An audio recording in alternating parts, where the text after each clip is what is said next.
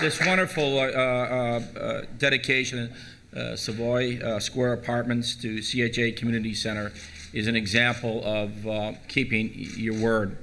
And in 1999, when I was elected, re-elected for mayor, and I said to everyone, you drive down State Street, you look on one side of the street and say, boy, that's really nice over there. Then you look on the other side and you say, you know, what is happening to our city?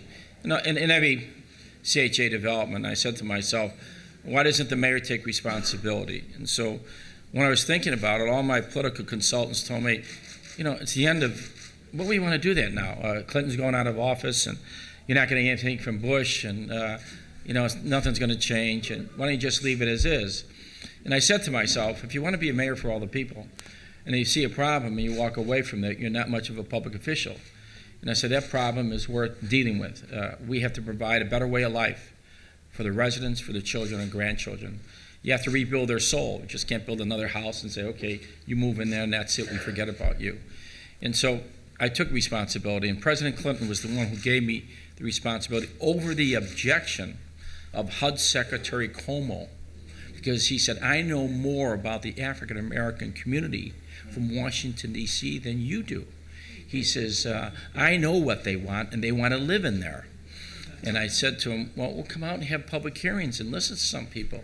I think they want something different. They don't want the old way of doing things by the federal government. So listen to them. They came out to public hearings. Of course, many of the people got up and said, remember you promised me this, or remember this secretary, a Democrat, Republican, promised me all these. Nothing ever happened. So you're trying to tell me I'm supposed to listen to you. And of course, the people said, let's really trust the mayor. And all the CHA presidents came down and sat in my conference room, and they had as many questions. And I said, here's what's going to happen. You have to believe me, and we have to work together. And that doesn't mean we're going to have ups and downs in this thing, but if we don't do this, and then George Bush gets elected. I mean, you talk about, I had a responsibility, and I said, okay, what am I going to do with this? And everybody said, oh, he's going to be against you. You know, he's a Republican. No one voted, 100% people voted Democratic. It's not going to happen. So I went to see him. I went to his office, the president's office, and said, you know, Mr. President, I have a problem here. And he said, what is it? It's all about public housing that the federal government has run for years and ran into the ground. And I said, what I want to do is, I just don't want to build another house for somebody. I want to rebuild the soul. And he said, what do you want to do? I said, I want to rebuild souls, and how are we going to do it? I'm going to put money up. We're going to do the streets, schools, all the things, and I need some matching money from the federal government. He could easily said no. You know, Democrats do that to Republicans do that to Democrats. He said, no, it's not my job. Wait till 8 years. He said, are you going to want to do that? He said, okay, you want to rebuild people's souls and their lives? I believe in you. Now, I go to Democratic meetings, they get mad at me when I mention this, you know, because Democrats think they have all the answers, you know, for the black community, you know. Otherwise, you cannot think for yourself. We can only think for you, you know. And so when I mentioned it a number of times, people got mad at me. Why would you want to praise him for doing that? I said, it wasn't a Democrat that did it. Democrat wouldn't do it if it was a group of Republicans. But he did it on the belief that all of us are going to work together. Now, that is a president. President Obama is doing the same thing. He's going beyond the politics of today. He doesn't look at the politics, President Obama. He just goes right at the issue and said, here's what we're going to do. We're going to do it for all and not for a few. And that's what presidents and elected officials have to do. They can't sit there as, I'm the only Democrat. Oh, you voted for me. You didn't vote for me. And so when this took place, I'd be very frank, for 8 years, we got more federal money than any other city in America, more than Texas, Houston, Atlanta, more than Dallas and Houston.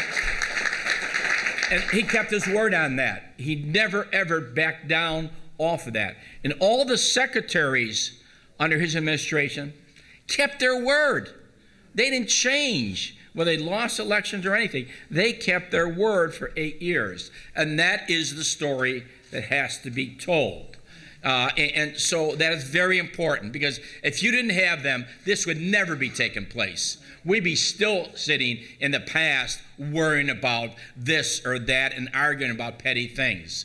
And what this has really accomplished, plan for transformation, is really transforming people and not allowing the isolation of people, not allowing the DNA of people. And this morning I was down turning on the Buckingham Fountain, it was very cold, and I had 10 young people behind me from urban prep, Inglewood High School, charter school. Now their DNA, they should not have graduated from high school. They can't go on to college because they're from Inglewood. African-American young men, it's impossible. This can't take place. They're standing behind me, all of them going to college, and they turn the Buckingham Fountain on with me. Now, right down the street, we have Robertson High School. I mean, how many are we graduating? 10%? We're putting more money into this school. And why are we putting more money into a school that's failing? And this comes up in less than 4 years. It's the 5th year, and they're successful. It's a charter school. They're not worrying about time, contracts. Why are they doing it? How can they do it? This is impossible. These young men are from Inglewood. They can't graduate from high school. They can't graduate from they can't go on to college. They can't say yes sir or no sir. They can't wear a tie. They can't wear a shirt. I mean, why is it taking place? Because you have a young man and all the mentors and students. They're not looking at their salaries. They're not looking at the watches that government employees look at. They're looking at these young souls. Same thing with Plan for Transformation. Government cannot transform. Government can't transform your soul. Government workers cannot do it. The only people do it is people who want to do it, who not be paying by the clock and by the salary and worried about their pension and health care. Those are the ones that are doing it. In the community, African-American community, you are struggling for education. You are struggling even today. But charter schools are the answer. Of all the things that I've seen, all the things in my taking responsibility in 1995, I don't have to worry about a charter school. I don't have to worry about a charter school because they're going to school 6 days a week with less money. How do they do it with less money? So the biggest challenge you have is don't listen to the old way. Think of the new way for your children and grandchildren. Remember that. Don't go the old way. Think of the new way. Because if we thought of the old way, we would not be here. The Plan for Transformation, and many of the politicians say, oh, you can't do that. You're taking votes away from me. What are you taking votes away from me? Don't you want to help them?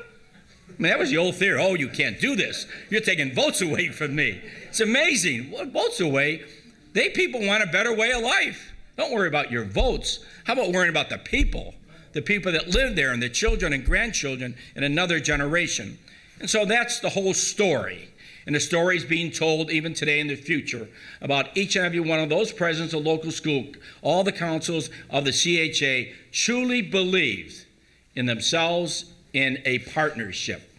And that made the difference. And many politicians oppose this, because they said they were going to lose a lot of votes. Lose a lot of votes. How about rebuilding their lives and their children and grandchildren? So I thank all those that supported us on this effort, both Democrats, Republicans, and independents. It didn't matter. And all the naysayers out there who said that this cannot take place. You cannot rebuild these people's lives because they're lost. It's a lost generation. You can't build them and their children and grandchildren. It's impossible. Well, why don't they just come back, or all the naysayers, and meet the people? And meet the people what we're trying to do. Because if we don't believe in their children and grandchildren, then we have failed as a great nation. And I thank all those that have worked on the Plan for Transformation, all the CHA commissioners, all those who preceded everyone that really believed that we can rebuild souls, and it's taking place. And even with difficult times like this, with the recession, we still see the light at the end of the tunnel. In the Legends South, when completed, result in 557 units of mixed-income housing, 4 developments: Mahalia Place, Hansberry Square, Coleman Place, and this site, Savoy Square. The apartment community will include a broad range of green amenities, which is really important, from construction to appliance to landscaping. And standing here today, I'm pleased to see the progress we have made in transforming the old vision of public housing into a catalyst of neighborhood revitalization and rebuilding someone's soul, and then looking at their children and grandchildren in another generation of saying, we can do a better job. All across the city, new communities have been completed or occupied by public, affordable, marketplace rate housing. And this city is a puzzle. You do something over here, fill it up over here, you start filling it up, see? Then everything all of a sudden connects. And it starts connecting, then you start building the whole thing. You just don't stay in one area, you move it all around.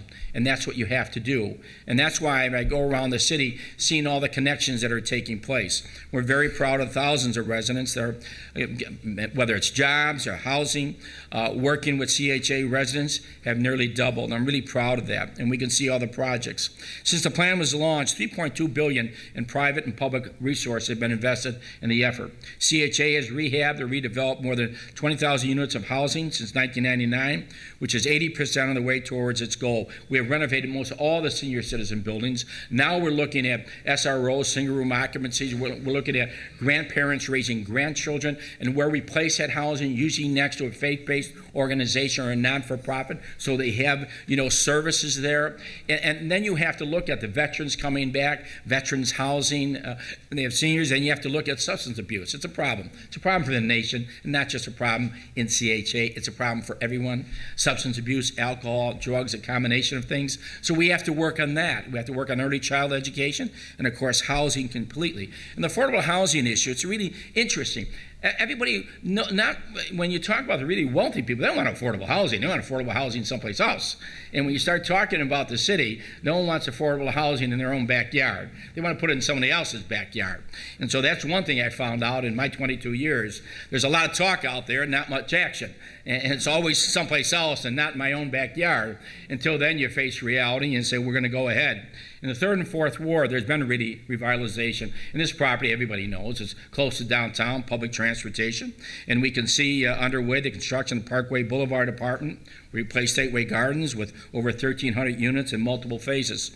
And the problem is market rate housing. Housing market went south. How do we do this? How do we build the market rate housing to basically have market rate people move in? And that is a problem. It's not only a problem here, it's a problem all over. And we have to come through this thing, because the American dream is to own your own home. But you cannot be taxed out of your home. You can't buy a home and realize your taxes are bigger than anything else you could have in life. And they're going to take that dream away if they keep taxing. And that's why government has to get smaller, both the local, both the state, county, and federal has to get smaller. You cannot afford it. You cannot afford more I don't care what people tell me. You cannot afford taxes. And that is a major issue coming up. The TRC Senior Village, one is a 71-unit independent living development for income seniors, opened last year. The first district in downtown is 1718 South State Street. It's a brand new, wonderful facility construction in the first district. Chicago Police Headquarters at 35th in Michigan. I went to DeSalle High School, I mentioned that, so I'm a Meteor man. And so we replaced the old 11th Street station, and that revitalized that community. And that was really interesting. About 80-90% of all owners of that property are African Americans. Very interesting, and became very successful.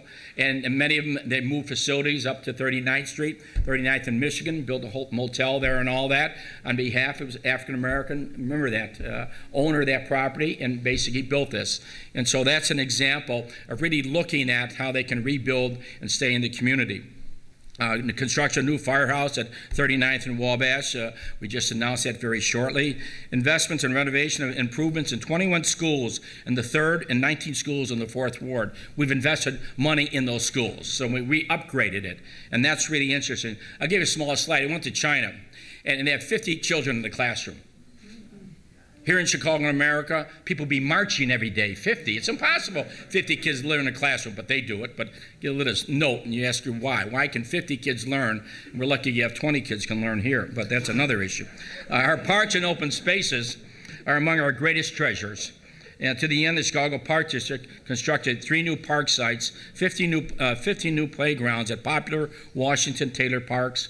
Park District also added a wonderful beach for Oakwood, 41st Street Beach there, which includes a beautiful beach house, wonderful location, rebuilt that whole area. The 31st Street Harbor project anticipated with boat slips, harbor facilities, parking, 2 acres of open space. Again, the whole amenities there at 31st Street. We're very proud of that.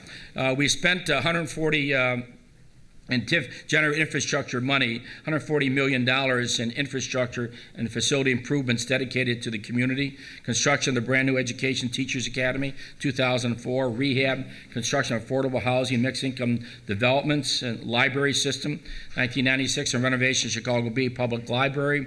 We consolidate 2 reading rooms at Ickes Homes and Safeway Gardens, public housing.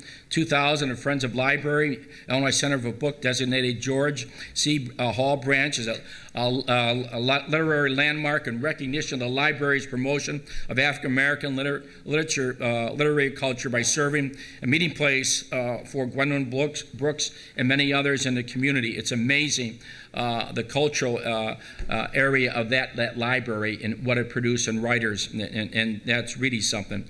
We constructed a 47th Street viaduct, Lakeshore, wonderful viaduct and walking space going over and connecting that to the lakefront. We've invested a huge amount of money in the Red Line, reliable, efficient, rapid system. They totally reconstructed the Green Line, 35th and Bronzeville, IIT, Indiana, 43rd Street, 47, 51st, Garfield. New rail construction seal along the 20-mile-long structure. You got 2 areas. You got the Dan Ryan, and you got that. You talk about public transportation, and very close to public transportation you have to have. Cost of oil, gas keeps going up, and you know what that is to taxpayers. So I think all of us have worked hard. I want to thank a lot of people that came to a lot of public meetings and really have worked hard, and they really believe in this city. They believe in their families and their churches. And to me, the difference is that people like yourself have made a difference. It isn't us strictly standing up here. It's people all over the city like yourself that have really raised wonderful families and said, I'm going to have a culture of learning in my home, and I'm going to go to church and do things for the community. And I thank you for allowing me to meet you and met you over many, many years. And thank you for your love of the city, and most importantly, your love of another generation of young men and women that you're going to say, we all can do a better job. God bless you, and thank you.